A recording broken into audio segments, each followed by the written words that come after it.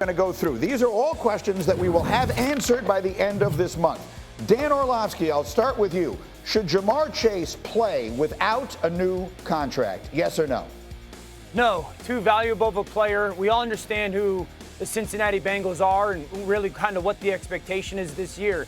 The reality is they have T. Higgins on the tag, and he's likely to be there for one more year and then probably going to go be paid a ton of money by somebody else. Without Ja'Marr Chase, they cannot win the Super Bowl. If they don't have him on the field, Joe Burrow's number one guy, who's one of the, if not the best receivers in football conversation-wise, they can't win. You are what you are. He deserves to get paid.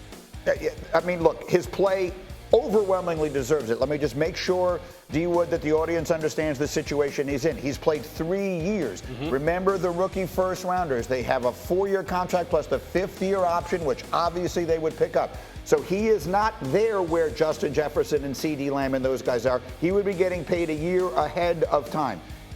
That's the distinction here for what it's worth.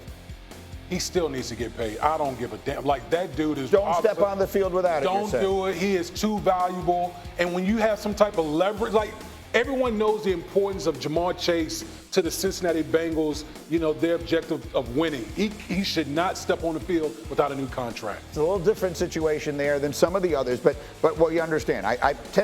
Technically, I agree, or I should say I just agree in general. Let's talk about another wide receiver, Jeff Darlington. Will Brandon Ayuk still be on the 49ers when we get to week 1? So this is somewhat related. I will say yes. I point toward the leverage component of this. Like, Ja'Marr Chase, to me, has the leverage from the standpoint of what Dan just said.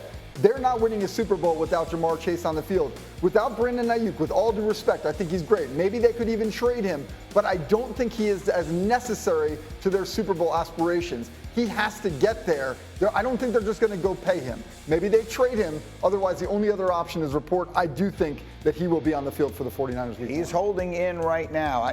It's going to be really interesting. He's not someone that I know, but Orlovsky, it's basically going to come down to his willingness to make this ugly, right? The way guys force trades in the NFL is to basically say, look, you can either trade me or I'm going to continue doing what I'm doing, but I'm not playing for you either way, and it's a tough game to play, Dan. Yeah, I don't know the young man, Greeny. I will say this, some of the video that we were just playing of him being at training camp, the interaction between him and John Lynch, him and Kyle Shanahan, head coach and general manager, makes me think that neither party wants it to get quote-unquote ugly business-wise. And so I think the Jeff's kind of point of, at some way, whether he's going to take less than he can maybe get or get back on the field, or they find a way to sweeten the deal, I do think somehow, some way he gets on the field by week 1 because he knows how valuable he is to the team. The team knows how valuable he is to them in the full picture. So I think both parties will find a way to get happy about this one. I'm going to tell you right now, I think this is one worth watching closely. Just watch closely. I think there will be a lot of moves in that one. In the meantime, D. Wood, the Cowboys. Dak Prescott, Micah Parsons, CeeDee Lamb. Will they get a deal done with any of these guys in August? It has to be this. Of all three, it has to be CeeDee Lamb. CeeDee Lamb is going to be like the one constant.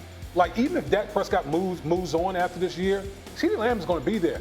He is their offense. Yeah. They don't have a running game. They basically don't even have a second wide receiver. It's literally CeeDee Lamb and Dak Prescott in this offense. They need him in the worst way. They got to get this one done. That's the thing, because it is both short-term and long. If you're the Dallas Cowboys, let's say you are all in for this 1 year, Darlington, right? And if it goes bad, then we're blowing everything up. We're firing the coach. We're maybe even letting Dak walk away. But the foundation of your future is going to remain CeeDee Lamb on offense and Micah Parsons on defense. You can't find those guys. Nope. So how does this deal not get done? It had to have already gotten done. I mean, outside of Ja'Marr Chase not getting his contract, the CeeDee Lamb one is the most baffling because the blueprint is there. Right. Justin Jefferson getting his deal done should have set the dominoes in place for all these. Look, the contract offer's out there. Stephen Jones said that he did send CeeDee Lamb a contract offer last week. Clearly, it must not have been good enough. The CeeDee Lamb still is not practicing with the Dallas Cowboys. He's holding out, and as you reminded us earlier this week, Jeff Darlington, because he's on his rookie deal, the fines that he's accruing can be refunded. So unlike some of the other guys like a Trent Williams or Hassan Reddick, who's holding out, he doesn't necessarily wind up losing that money. Again, these are the 5 big questions we will have answered by the end of this month of August. Orlovsky. Now let's go to what I think the biggest one. Who's the Steelers starting quarterback going to be? Yeah, I think it's going to be Justin Fields, Greeny, and I've changed my answer on that. It used to be Russell Wilson, but then the door was opened because of Russell's calf injury. And I honestly believe that both of these players will be relatively similar performance-wise when it comes to operating their offense and throwing the football. The one difference is how dynamic and different the offense can become with Justin Fields. If Arthur Smith, who's their offensive coordinator, will take 20% of their playbook and make it into what the Baltimore Ravens used to be in a quarterback-designed, run-centric game plan and playbook, then I think it's Justin Fields. And I think it's by far the best situation Justin Fields will be in. And if they do that, I think the Pittsburgh Steelers will have the best run game in football. Bear in mind, so that's what Dan thinks they should do, and I tend to agree. But the question is, who do you think it will be? So, D. Wood, do you think Tomlin chooses Fields or Wilson? I'm leaning more towards Justin Fields. I do. First of all, older quarterbacks don't get healthier. You already start off camp, with the calf strain. And I just feel like, who's the difference maker? Both of these guys, as far as the passing game, it's not going to be like Russ is going to do something just so spectacular. But the one thing I know that Justin Fields can do at an elite level, he can take that rushing attack to a whole different level. And to me, that's what differentiates the two guys. I know people might roll their eyes a little bit about this analogy, but Arthur Smith was the offensive coordinator. Really, the reason he got the job with the Falcons because of what he did with Ryan Tannehill. Right. And the comeback player of the year. I mean, Tannehill was sensational under Arthur Smith to the point that he kind of does a lot of the same thing. If he can get Justin Fields to do those things, that is a dangerous proposition. He is not coach speak. Him coming out, I think yesterday, Greeny, and saying Justin's really taking advantage of these reps, that means something. Yeah, he did. We played that soundbite earlier this morning. He made that clear that Justin Fields has taken advantage of what he's done. To me, look, if you just break down everything that each of them can do, there's one thing that just jumps off the page. There's one spectacular ability that Justin Fields has. So when in doubt, that's the way I would lean if it was me making the decision. All right, one more. D. Wood, you know those JETS pretty well. We will know by the end of August the answer to this question. Is Aaron Rodgers going to play in the preseason? No. Should he? Should he play in the preseason? No. Just I don't want to see Aaron until Monday Night Football. I don't want to see Aaron until I'm over your house. Yeah, you can come over to watch the first game. We're gonna have all the spread, everything laid out. That's when I want to see Aaron. Is that where you guys were last year? Yeah. We're having an exorcism. Okay. We're bringing literally. We're bringing it all back, man. Listen, the Jets are gonna be playing. Going to have these joint practices. That to me takes the place of all these. Do they hit quarterbacks in those? They don't. No, they. Well, that's my point. So I'm completely with you. I don't want Aaron Rodgers. I'm not even happy that he's practicing at all. Bad things could happen to him there. I want him in some sort of plastic bubble. But that's just me. But Dan, the one thing that has been said to me, and you as a quarterback are the best equipped to answer this, is that coming off an injury, a player needs to take a couple of hits before he can fully trust it, no matter how healthy he feels, no matter how well rehabbed he was, and all that kind of stuff. Until he gets hit a couple times, there's still that uncertainty. And that's the argument I'm hearing for playing him a little bit. Does it make any sense to you?